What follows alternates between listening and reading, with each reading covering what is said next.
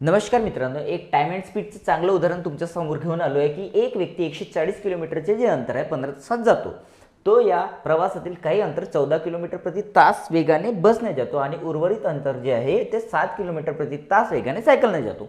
तर त्याने सायकलने किती अंतर पार केले ते आपल्याला काढायचं आहे. तर टोटल तो आपल्याला स्पीड काढायची आहे. ते काय होईल, एकूण अंतर 140 भागिला त्याचा वेळ 15. तर इथं भाग तुटलं 3 मध्ये आणि इथं भाग तुटलं 5चा कितीमध्ये 28 मध्ये, म्हणजे 28/3 28/3 किलोमीटर प्रति तास.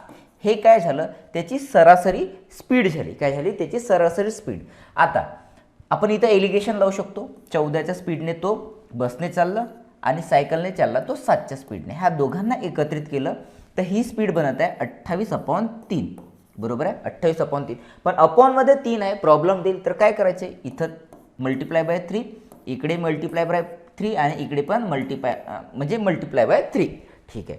तर 3 ला 3 इथं खतम झाले. हे किती झाले तुमचे 42 झालेत.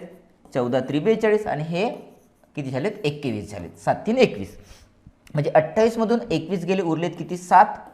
आणि इथं जर वजाबाकी केली 42 म्हणून 28 गेले, उरलेत किती 14.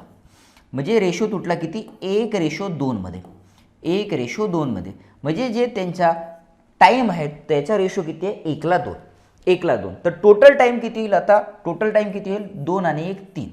2 आणि 1 3. आणि हा जो 3 रेशो आहे हा कोणाचा बरोबर आहे, एकूण वेळ किती आहे 15. 15च्या बरोबर.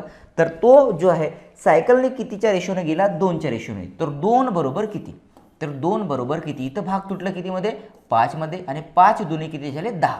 म्हणजे तो सायकलने जात आहे तर 10 तासात तो प्रवास कंप्लीट करत आहे. आता सायकलने चालला, त्याची स्पीड किती आहे 7 किलोमीटर पर आवर. तो वेळ किती घेत आहे 10 तास. म्हणजे टोटल डिस्टन्स किती कव्हर करत आहे तो 70 किलोमीटर. ठीक आहे. तर त्याने सायकलने कव्हर केलेले डिस्टन्स जे आहे ते किती आहे 70 किलोमीटर आहे. ऑप्शन नंबर बी या प्रश्नाचं उत्तर आहे.